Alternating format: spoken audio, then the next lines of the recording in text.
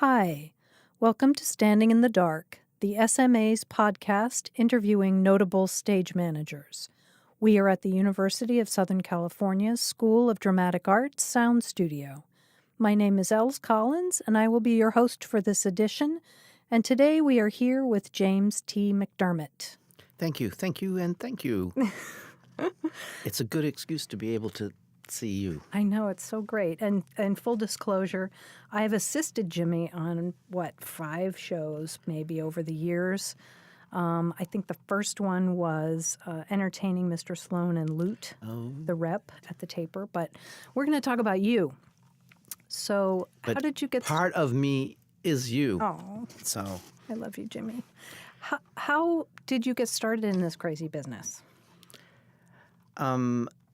as an actor, Really? yes, I fell in love with musicals when I was in high school, and I did high school musicals and one play as a performer in all of them. Then I went to college, Webster University in St. Louis, and then fell in love with being on the run crew. And then at the end of my sophomore year, I just sort of sat there and thought, all these little students that are my peers in a very small school were much better than I was as an actor. And if that's true, out in the real world, there's going to be a lot more. So I just started stage managing, and that was it. I loved it. And up until, 2-3 years ago, I've been doing it and have been able to have a career doing it. That's awesome. Did you study anything about stage management then at Webster once you made that decision?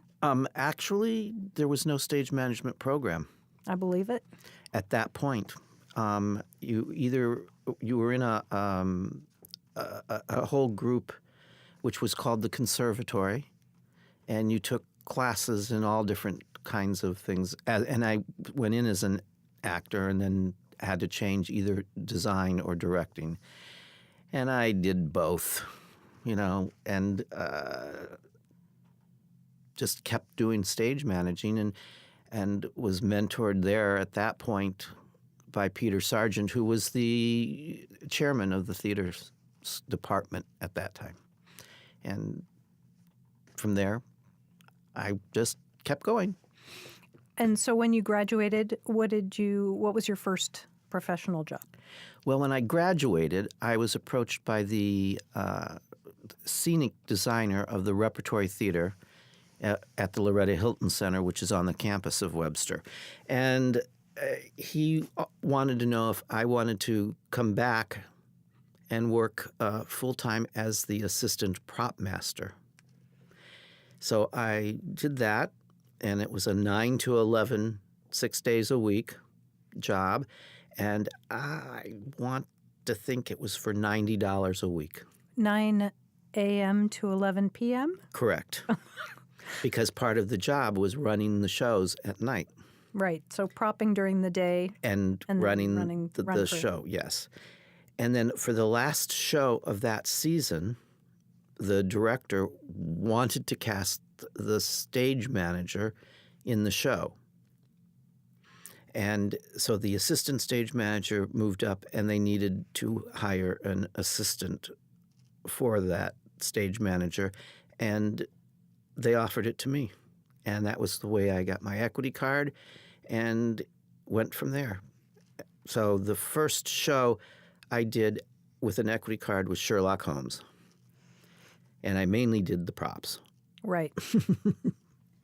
And so at that early phase, did you have people mentoring you along the way, or? At that point, I started with a gentleman named Joe DePaul, and he was the stage manager that they wanted to hire in that last show. And from that point, we became very close friends, and he mentored me. He actually got me my next 2 jobs, which was the assistant stage manager for the newly formed acting company out of Juilliard, touring the country. Mm-hmm. And I might add that was the first graduating class in acting from the School of Juilliard, which included people like Patti LuPone, Kevin Kline, Mary Joan Negro, right? Mary Joan Negro, her husband Norman Snow, Mary Lou Rosada, David Ogden Stiers, David. There's another David, and I can't think of his last name. Wow, auspicious group. So, and I did that for a year and a half, and then John Hausman decided he was going to hire someone to actually run the company, and that particular person decided that he wanted to bring in his own people to do all the production stuff. And then my mentor, Joe DePaul, who had then taken a job as the production manager at the Goodman, called me and said, well, I understand you're not working anymore. Would you want to be the assistant stage manager on Team 1, which did every other show? So we did 1, 3, and 5, and the other team did 2, 4, and 6. And that other team of 2, 4, and 6, I might add, was Joe Drummond, had just started, who just retired from the Goodman, had been there all this time. Right. And is very influential in the Stage Managers Association, and I think you know him too. Yes. Wonderful, wonderful person. So we kind of had camaraderie, and I was there for 3.5 years. And then I moved to Los Angeles because of my heart. And I've been here ever since, but I've toured and all around, as you said in the beginning of this. So what year did you move to Los Angeles then? Oh, so sorry. 1976. Okay. Okay, so you and I worked together in, it would have been 86 or 87 when we did Loot and Entertaining Mr. Sloan. So you are my mentor. You are one of my mentors and taught me everything I know about stage management. If you could give one piece of advice to your younger self, and I know that you've been teaching for 23 years, so you've been giving many pieces of advice to many young people, but to yourself, what would you have said coming out of school at that time? Well, I'm going to jump further. Okay. A little later. I would tell you myself, understand and take up the computer. Learn how to use it and do it, because I, to this day, am technologically inept. But I have a laptop and an iPad and a cell phone, But in all fairness, when you started, I remember because when I started, I was using a typewriter that had the amazing feature of backspacing and erasing things. So it's not, it wasn't something that you started your career using. Oh, no. I started as a stage manager, very close stage manager, friend of mine, I'm not going to mention any names, really said to stage manage, all you need is a pad of paper, a pencil, a stopwatch, and a ruler. That's accurate. And a script. Well, and a script. Ideally. Yes, so yes. sometimes a script. we don't Forgot always about get that. one. Oh, yes. Great. So I'm just going to jump right into it. What's the best story you can share? Good or bad? Oh, please. But one of each, maybe. One of each. Oh, I think this is probably one of the other questions, but I think the best experience, the show that I absolutely loved, which also was probably one of the hardest, was the world premiere of Angels in America at the Taper. And you just got into it. It became part of your soul and the time. And Tony Kushner is a fabulous writer. Yes. He just goes on. And I also did Homebody Cobble at the Taper, and I just loved it. The other thing was when I did March of the Falsettos, before it became Falsetto Land, and then combining the two. And that was, in the late 70s. Right, because we did Falsettos, falsettos you and I, at the Doolittle. Doolittle. And at that point, when I did March of the Falsettos, it was the Huntington Hartford. And all I can remember is Stephen Bogart singing his solo song. And the way the set worked, there were these little panels that moved. And as the ASM, I was there, and I actually helped the prop man move them sometimes. And I would stay behind, which was probably as close as you and I right now, Els, and stand behind him and just listen to him sing that song, and it would bring tears to my eyes every time. Bliss. That is probably the two things that I keep in my heart. Those are good stories. Very good, very good. Can you share any bad stories? Well, Putting you on the spot. I know.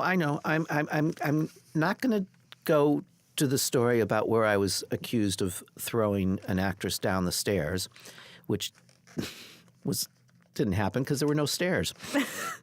I was doing a show at the Taper, and it was not a very good show. It was directed by an Englishman and written by an Englishman, and some upcoming stars in it. And about the second week of the show, I was giving notes, which I have been doing, and went up to this actor's dressing room and said, can I talk to you for a few minutes? He said, sure. And I started giving him some notes, not many. And then he just stopped. He said, stop. And I said, yes. And he said, get out of my dressing room. Wow. I expect to do what I can to make this show better because I do not think it was directed very good. Get out. Wow. So I kept trying to get in touch with the artistic people of the theater, but they were going to avoid it. And then my favorite part of this is that about half a week later, before the show, he came up to me and started giving me some notes to give to the ingenue actor. Oh, dear. And I looked at him and said it, and I just point blank said, blah, blah. Get out. No, I should have, but it was worse. I said, I cannot and will not give those notes because those notes are going to be actually opposite of the way this actor was directed by the director, and that's my job, is to keep the show as it was opening. And he says, well, then I'm going to give him. And I looked at him and I said, I wouldn't advise that. And then after the show, I cornered this young actor and said, I just want you to know that this happened and be aware that if you are approached. And he turned redder than red, took a folding chair, picked it up and threw it down the hall and left the theater. Wow, that's quite a story. Well, it goes on in that my assistant for that show was a wonderful lady named Tammy Toon. And we went out for a drink after the show, and this young actor and the young actress ingenue were at this restaurant also. And I just looked at Tammy and I said, should we stay or should we go? And she said, no, we need a drink. And this young actor came over to me and said, Jimmy, you know that had nothing to do with you. I was just so mad at the thought of this actor saying that after all he has done on the stage. Right. So that lays in my body at times too. And I said I'd never work with that actor again. And I did. And you did. But he had changed so much. so much. In fact, he was helping the lead actress in the second show that I did with him, because the director had like pinpointed her and said that was going to be the one he was going to push. There are so many interesting dynamics for stage managers to deal with directors and with actors. And after 23 years of teaching student stage managers, how have you addressed those kinds of issues other than, is there a way that you've addressed them other than anecdotally with them? Basically, I say you just have to be calm. You know, it's theater, you know, and actors are actors, and you know, directors are directors, and you know, it's a very emotional and tense field that we're all in. And I tell them, you know, you could just, if it's really something that's just nonsensical, you know, just let it go in one ear and out the other ear, and nod your head and, you know, say, I'll look into this, or I'll take care of it, and listen. But you don't get into the emotional back and forth, and arguing, because that'll just Tank you. It'll tank you, and it'll just get worse and worse and worse. Well, I certainly learned that from you when I was your PA, and I watched how you sort of navigated situations. And I have always remembered that you don't have to answer right away, that you can take some time and come back with a more formulated response so that you don't. Well, you have to research what's going on. Right. And that's happened. I mean, you know, after I can't even. It's 1970. I got my equity card in 1972, and so y'all can do the math. I can't, because I can't think of it unless I have it written down. And through my entire career, you know, there have been those moments that you have to deal with. Absolutely. So you've been in Actors Equity since 1972. And when did you join the Stage Managers Association?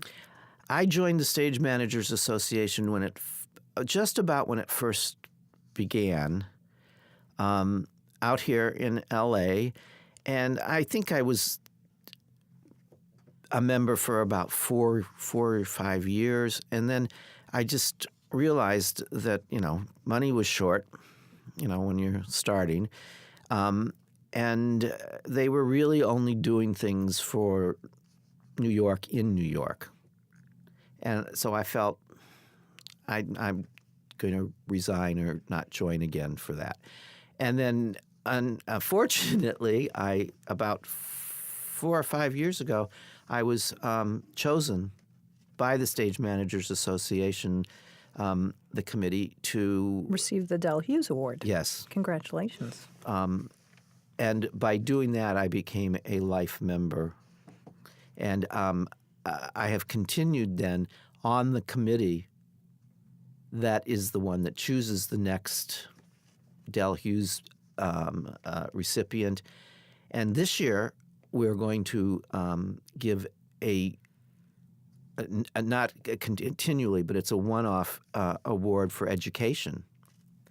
And the person that the committee has chosen is Peter Sargent from Webster. Oh, wow. Because, you know, like I said earlier, when I was there was no stage management program, and he has built a stage management program there, as he has built the actual theater program to one of the theater programs in the country.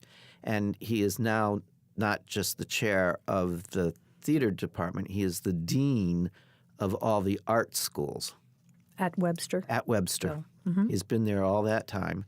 And I'm excited about this award. In fact, I'm planning, if everything goes all right, to fly to New York just for the award, so I can be there.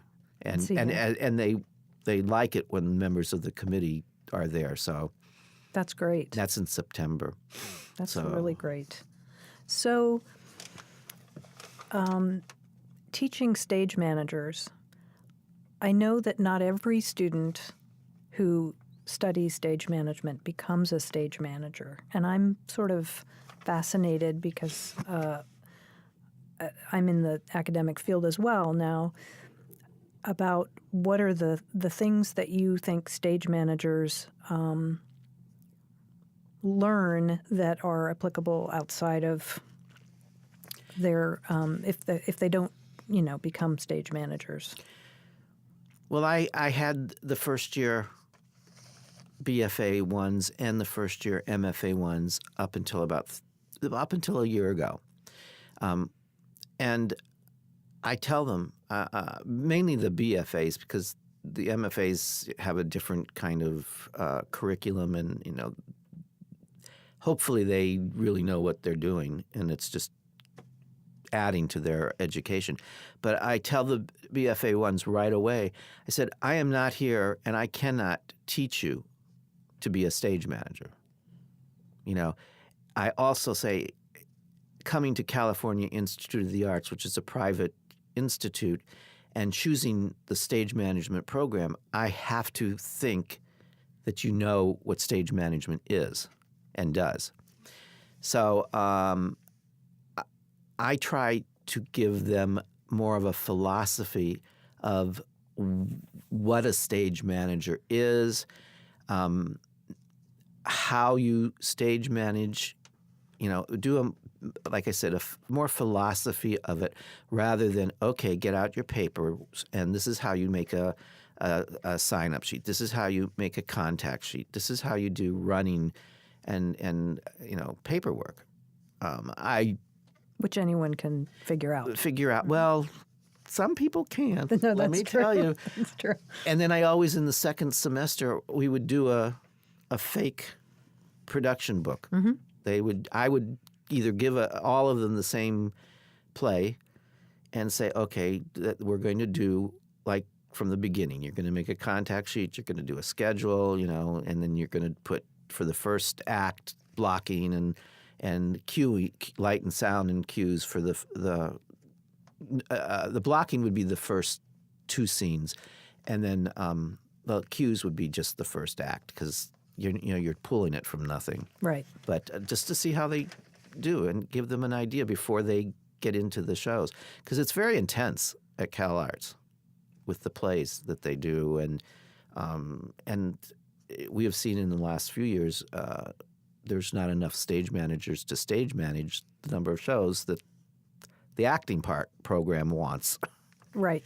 Well, I think that's probably the case in every academic institution. And then the other thing is that I tell them, I said, you've got to work at making contacts. Right here at Cal Arts, contacts with all the designers and individuals and the directors and actors, because you don't never know when out there in a few years they're going to be someone who can hire you. Exactly. Yeah, I mean, we tell our students the same thing. It's who you know and being at the right place at the right time. That's it. Yep, that's for sure. That's it. So where did your love of musicals come from? Was anybody in your family involved in the theater at all? Oh, absolutely not. No, I auditioned for My Fair Lady my freshman year in high school, and I was I was one of the dancers in the show, and I just sort of loved it and had fun, and so we went for the next 4 years. When the musical came up, my hand went up. So your parents were supportive of your journey into the theater? Through high school, it was an activity. Right. They were a little concerned when I said I wanted to go to Webster College at the time in St. Louis, in Webster Grove's part of St. Louis, which was a very small school, which at that point was run by the Sisters of Loretta. And it really was an all-girls college, but accepted males in the theater department and the music department. Oh, that's interesting. And there were, I think, 5 males in the theater school my freshman year. And the rest were all women. That's wild. And then by the time I was a senior, the whole school just became so secular. And it was run, the nun who was president when I was a freshman was relieved from her vows and changed the school to a secular university and remained president for years. And the dorms, which were all girls and we weren't allowed to be in, which we were always in, became co-ed dorms. Wow, It was a huge thing. And then from that point, when I during the summers, I was in a youth group in Akron, which we did. One group did plays, and then the other group I finally did musicals. So I'm going to jump to how you use your assistants. This is that's a good question for all stage managers. I use my assistants as part of the team. It's and the PA. I'm smiling because I recognize your philosophy. So because I came up through the ranks with you. It's not like, okay, you're relegated to just this and you're going to do this and this and this. And I'm the authoritative person and, but I'm not a dictator. And I've seen stage managers like that, which are not good stage managers.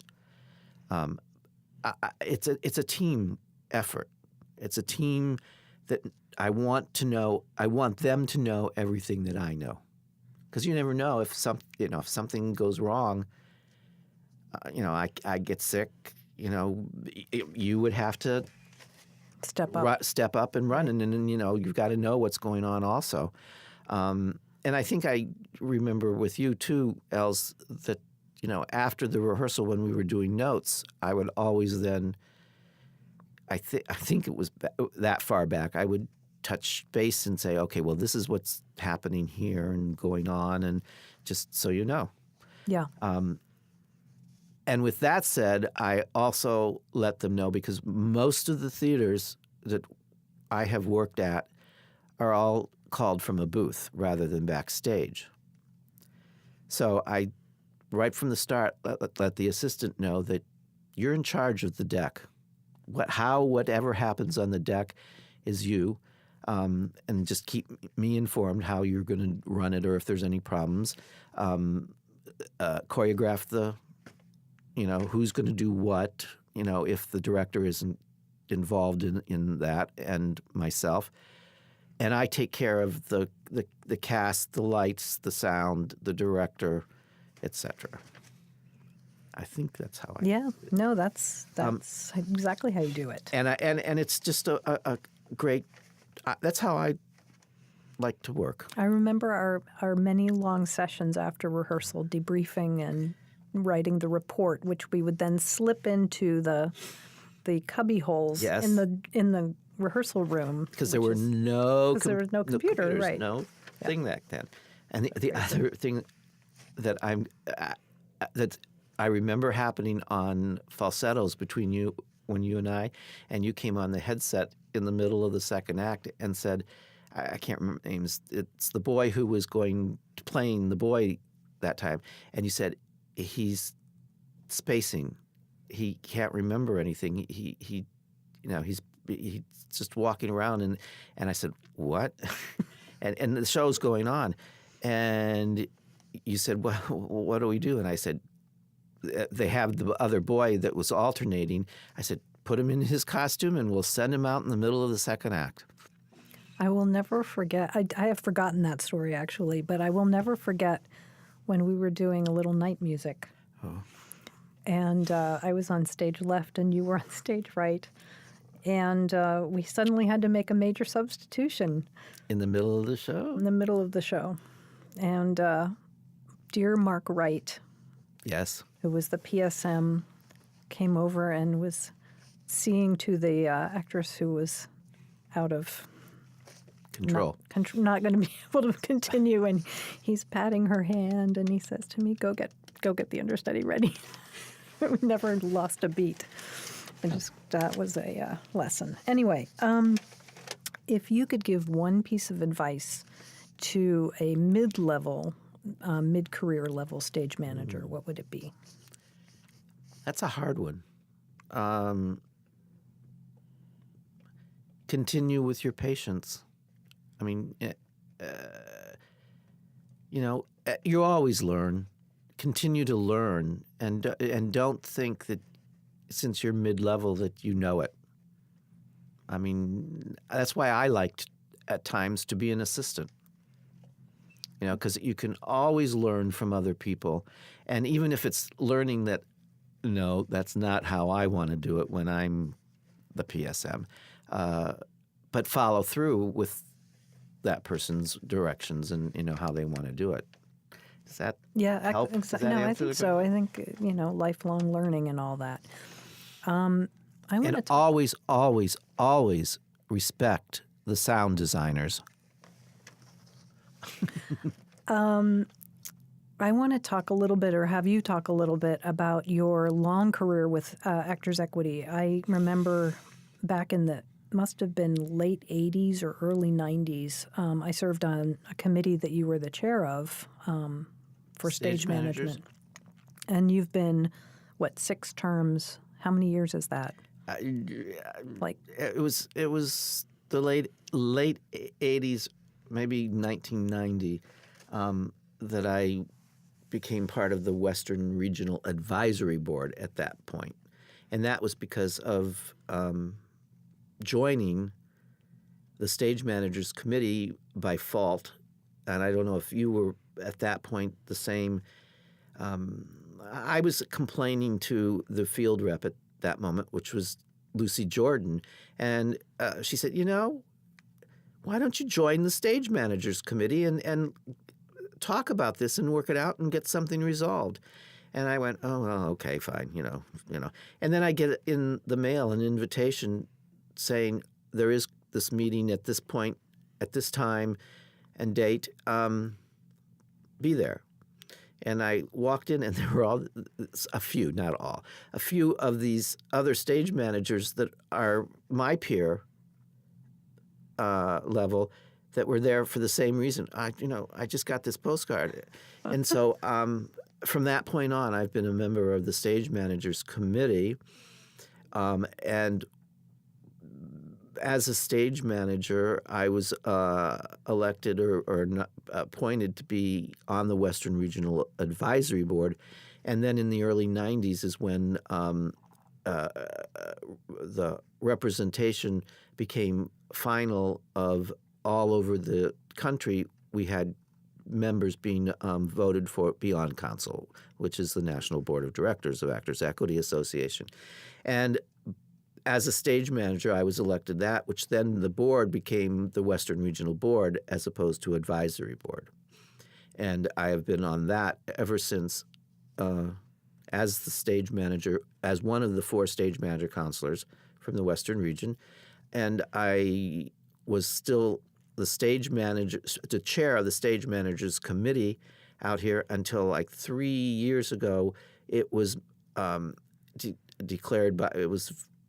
voted by council in a national meeting where everyone came together, that some of these committees would be joined together and become a national committee. And the Stage Managers Committee was one of them. And the third vice president of the union is a stage manager, Ira Mond. And so it just was natural that he would be the chair of the National Stage Managers Committee. But I'm the vice chair.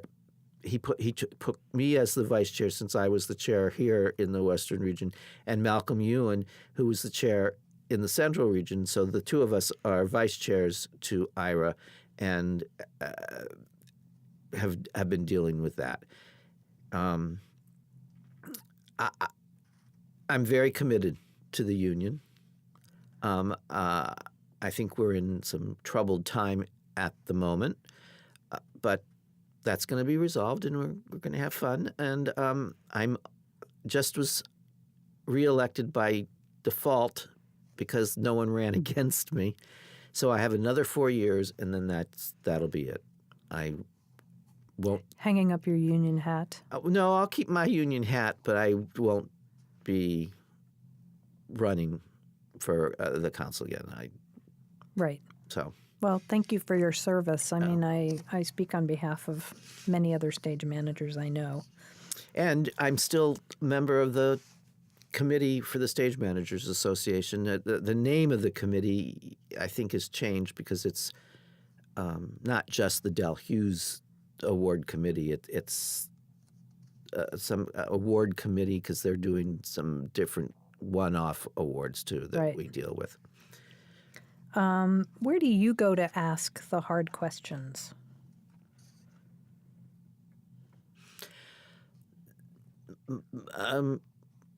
My friends that are stage managers. How would you have handled this? I handled it this way, and it just didn't seem to work. What advice?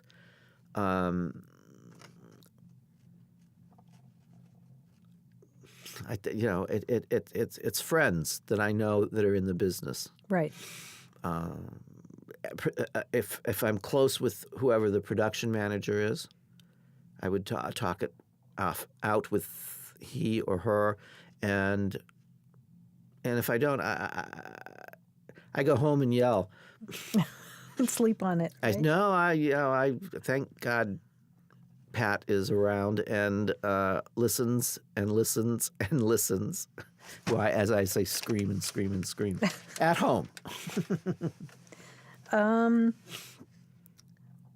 you name one or more of your favorite lighting designers that you've worked with and why they are? Gil Hemsley was my favorite, who is no longer with us, and he was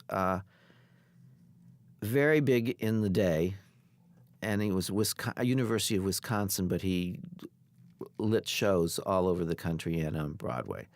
I really had a yearning when I met him and worked with him. I mean, it was, again, that teamwork. Lighting designers. It's a very intimate relationship because you're spending so many hours right next to each other at the tech table. And it's a very short period of time. Yes. Because you really don't, with all of the shows that I have done, mostly, you never really see the lighting designer until the design run-through, which is usually somewhere Saturday or Sunday before you go into the theater and tech, and then it's like, but you have contacts with them and now emailing, and it used to be on the phone. Right. But it's the same with sound designers, too. Mm-hmm. I mean, but a lot of the time the sound designers are around more because you're working with them as the rehearsal goes, which I find that relationship sometimes is even closer than a lighting designer. Yeah, that can be true. So do you have any thoughts about looking back over your teaching career that you want to share? I loved the kids. I don't know, we haven't said this, I don't think, but I just resigned. Actually retired. I wouldn't say resigned, retired after the 23 years. This is the summer, and, I've always had summer off, so it really hasn't hit me that much yet. But I really enjoyed working with the students all 23 years. And I've had many kinds of relationships between one-on-one because the ratio of faculty to students is quite good for the students. Right. And some of them I have kept in touch and have become friends. And others have gone off and kept in touch for a while, but then slowly it got away, and I haven't heard from them Right. for quite a while. But it's the students that I loved throughout the whole time. And we had fun. I wanted to make it fun. Well, I think if you don't enjoy stage management, there's no way to survive in it, right? I mean, you have to really want to be there. Well, that's again what I told the students. It's from the heart. Yeah. You know, I can't teach you to be a stage manager. You have to learn who you are and what it is that a stage manager is. And if they both come together, then you're hooked and you're going to love it. Now, something that you were said earlier about going on, the stage managers after graduation. I have found it in the past few years that our stage managers, now I don't know about yours, and you can say yes, no, but I would say 60% of them now, after graduating, are not going into actual stage managing. They're going into event planning, the Imagineering, Disney and the other companies that are doing project management, that kind of thing, and really like it. And I have to say that CalArts is going in that direction also in forming another kind of course schedule, not the schedule, but it's curriculum for the students with Disney. Oh, that's great. And what I said too is that that's great, but keep doing the stage management because if you graduate from CalArts as a stage manager, you have the tools and the experience that you can go out and do almost anything that has even remotely that kind of skills and experience and talent. A wedding planner. Right. I mean, it's just all about organizing and being connected with the people and transparent. And the one thing that I think is one of the questions that I saw that I am most upset about, I wouldn't say upset about, but bothers me is the lack of, nowadays, the lack of face-to-face communication. It is a very different world than when you and I started. Yes. And in theater, that's all about face-to-face. It's actors on stage and the audience. And God forbid if somehow they figured out how to do cell phones where you are going to the play and that's all you see, because then I'm not going to go to the theater.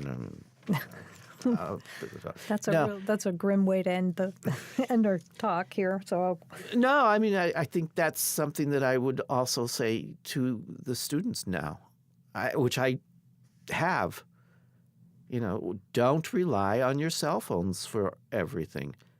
You've got to communicate face to face because texting or emailing, you don't know really what or how they feel. It's so interesting the pre-production process of contacting your cast for the first time, and I have always believed that a phone call is better, but people don't like to be on the phone now, and so it's I think it's a hybrid experience. So, and it may be predicated on the age of the cast member you're reaching out to, but I know. Many older actors feel left out in this world where so much is digitally done. Well, to this day, I would do that. I would actually start the conversation with my new cast and my designers is with a phone call, right, so that I could introduce myself and then go to the emails and sending out schedules, etc. Right. And I do, and like you said, when the cast comes in that first day, and you actually meet them face to face, the majority, react to me very warmly. Very warmly, is that good? That's good. Because they've actually had that contact. Right. I think it's really important. Well, what are any remaining thoughts that you'd like to share before? Oh, how about one more colorful story? Colorful story. I'm trying. Maybe you were you with the 50s, 60s when we did 50s, 60s plays? It was like 12 one-act plays that were done in 3 or 4 evenings at the theater. I don't think so. I wasn't involved with that. Well, one of them was the play where the female was in a mound and up to her shoulders. It's a Happy Days? Yes. Happy Days? Yeah. I think that's it. Mm-hmm. And the older gentleman, sat at the foot. And there was an intermission, and the designers, of course, did not want any kind of light backstage. And so it was totally black. And the older gentleman was an older gentleman and could not see in the dark. And so as the PSM that was there every night, but I was not stage managing each one, I was overseeing, it was my job in the dark in the intermission to go and meet him and take his arm and lead him off the stage. Well, now, I can't. I mean, it was just as black for me, but I could see better. But this one time, he was kind of pulling and pushing, and I was going back, and we ended up falling into the light trough upstage. And which is both of us. Yeah. And the head carpenter at that moment was coming just backstage, and I yelled to him and said, "Help!" And I told him to get the other actor out first, and then he just lifted me up. But that actor was not happy. But understood what happened, Was he all right? Well, the next day he came and he was just black and blue all over, as I had a few too. That's not a great story. Well, it's colorful. It's black colorful, and blue. black and blue. When I did Zoe Caldwell in the opera show, that Masterclass. Mm-hmm. I loved the fact that I was able on a Sunday, and it was in the summer and it was hot, to be able to have the entire cast, which was only 4 or 5, plus anyone that was around in the production, came over for a supper in the backyard in the patio. And her husband, the big producer, who I can't think of his name at the moment, also came. And Audra McDonald was in that class. Robert Whitehead? Yes, that sounds. You got him. Well, I'm married to an actor who's that age. So. Yeah.